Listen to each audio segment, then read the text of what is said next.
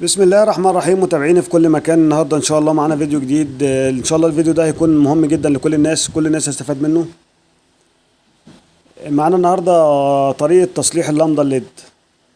طبعا دي حاجة خارجة يعني عن الاختصاص اللي احنا ماشيين فيه، ولكن ان شاء الله باذن الله يبقى معانا برضو سلسلة فيديوهات معانا نصلح بيها. يبقى فيها طريقة تصليح اللمضة الليد ديت ان شاء الله بسهولة، عشان يعني بدل ما نرمي اللمض دي قد ايه احنا رميناها. انا واحد من الناس كنت بكسل ان انا اصلح اللمضه ديت، او كنت بستصعب الموضوع، ولكن الموضوع سهل جدا. بنجرب اللمضه مع بعض زي ما حضرتك شايفين كده. طبعا اللمضه مش شغاله، بنجربها مع بعض. طبعا ديت لمضه فينوس. بنجرب التوصيل على لمضه تانية عشان نتاكد ان التوصيله شغاله. طبعا اللمضه اشتغلت، بس احنا لما نعرض الاضاءه مباشره كده للكاميرا بتاعه التليفون بيحصل فيه ذبذبه في الشاشه. طبعا لان التليفون بيحاول ان هو يعني ايه يظبط الاضاءه. يعني احنا مجرد ما نعرض الإضاءة مباشرة للكاميرا فبيحصل فيه تكسير في الإضاءة كده. طبعا هنشرح مع بعض النهاردة ازاي هنصلح اللمضة. الموضوع ان شاء الله سهل جدا وكل الناس تعرف تعمله ان شاء الله بسهولة. طبعا زي ما حضرتك شايف كده ان الليدات دي كلها كده على دايرة واحدة.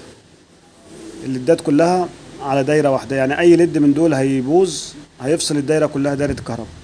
طبعا احنا بنفحص الليدات كده بنلاقي ان في ليد في نقطة في النص.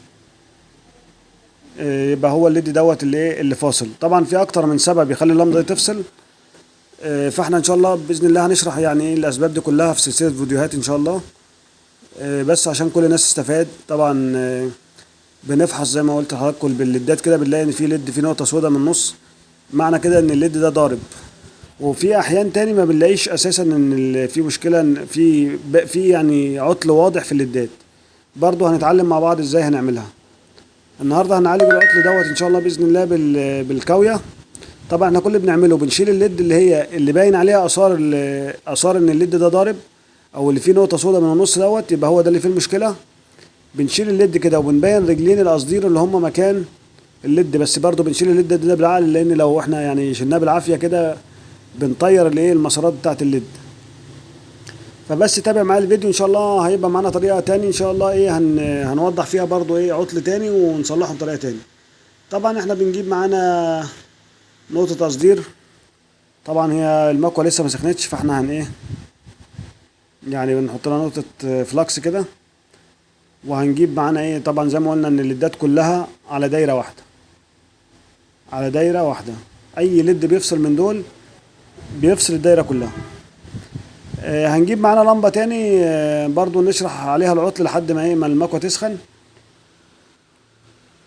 طبعا اللمبه ديت اللي مش باين على الليدات بتاعتها ان هي فيها مشكله. هنجربها الاول مع بعض. طبعا اللمبه مش شغاله زي ما حضراتكم شايفين، ولكن الليدات بتاعتها باين عليها ان هي نظيفه، يعني ما فيهاش مشكله. يعني دي برضو لمبه تاني وشركه تاني. الليدات مش باين فيها ان هي فيها مشكله. الليدات كلها باينه الشكل الظاهري بتاعها ان هي سليمه. طبعا احنا في الحاله ديت بنختبر الليدات ديت ليد. بنحط الجفت وبنقفل بيه رجول الليد عشان نشوف يعني نكتشف العطل فين. طبعا ده بيبقى عطل رخم شويه، يعني بيبقى صعب ان انت تكتشفه شويه، لكن ان شاء الله باذن الله هيبقى معانا سهل يعني، وهتستفاد منه بسهوله وهتعرف تحدد العطل بسهوله.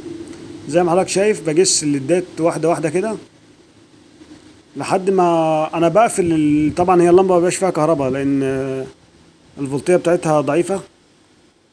تمام كده انا بكشف الليدات دي، بكشف على الليدات ديت ليد لحد ما بحدد العطل بتاع بتاع الليد ده فين. طبعا هنا احنا عرفنا انه ليد اللي فاصل معانا الدايره. طبعا لما بنقفل الليد اللمبه بتنور زي ما حضراتكم شايفين كده. انا مش عاوز اوجه الاضاءه للكاميرا عشان زي ما قلنا بتعمل مشكله في التصوير.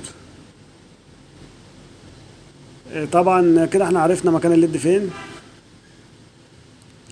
الليد اللي فاصل معانا. هنرجع تاني لللمبه الاولى ان شاء الله باذن الله. كده المكوه سخنت وهنرجع لللمبه الاولى نصلحها ونجربها مع بعض. طبعا الموضوع سهل جدا، واحنا بنعمل الفيديو دوت عشان كل الناس تستفاد منه وكل الناس تستفاد من المعلومه يعني. لان انا واحد من الناس كنت بكسل اعمل الموضوع دوت وبستصعبه، فاكتشفت ان الموضوع سهل جدا يعني. فعاوز كل الناس تستفاد منه ان شاء الله، وكل الناس يعني بدل ما ترمي اللمضه ديت تتعلم ان هي ازاي تصلحها وازاي تعيد ايه يعني استخدامها تاني يعني. بس ان شاء الله زي ما قلت لحضراتكم الموضوع بسيط وسهل كده،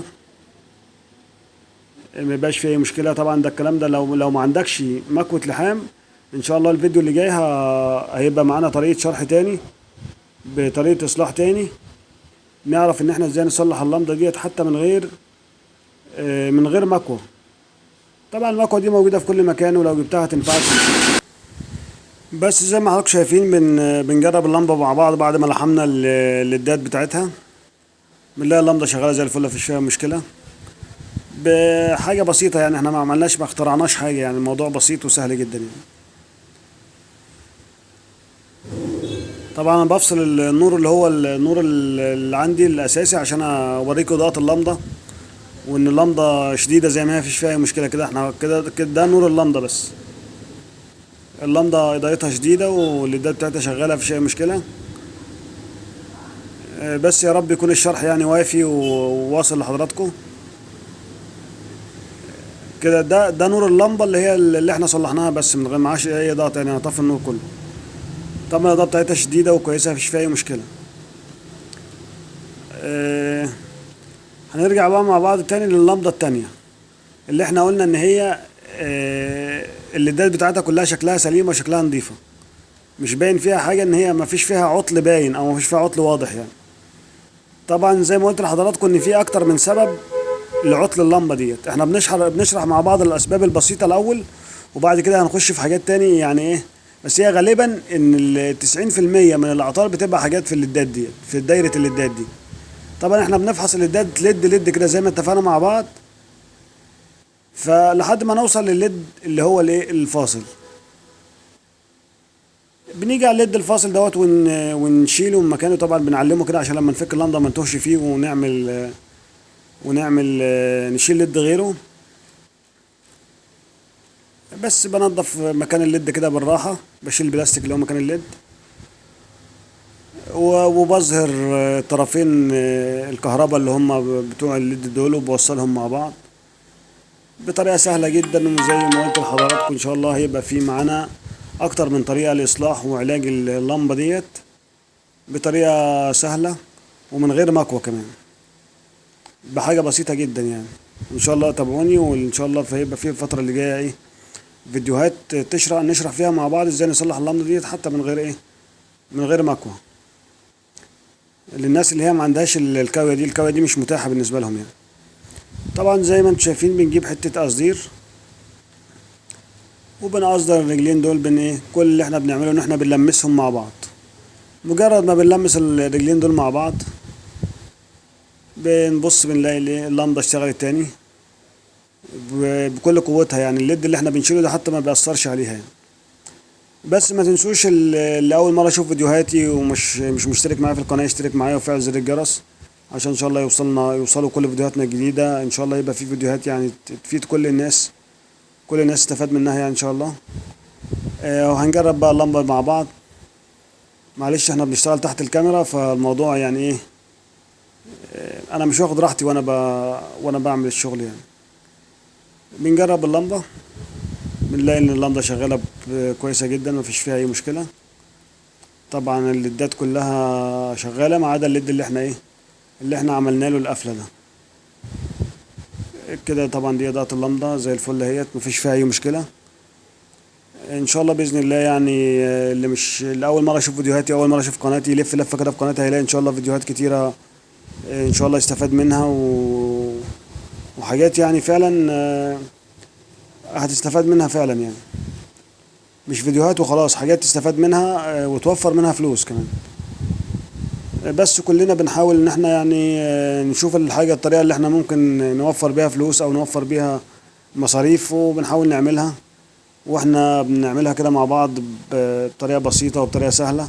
طبعا هنجرب اللمبه تاني بعد ما نقفل الوش بتاعها عشان نتاكد اللمبه شغاله. قفلنا اللمط كده ان شاء الله. بقى زي ما قلت لكم هنعمل فيديوهات تاني لاكتر من عطل واكتر من حل يعني. ادي اللمبه شغاله معانا طبيعي، مفيش فيها مشكله. يا رب تكون الفيديو عجبكم وتكونوا استفدتوا منه، واتمنى لكم ان شاء الله باذن الله يوم سعيد، والسلام عليكم ورحمه الله وبركاته.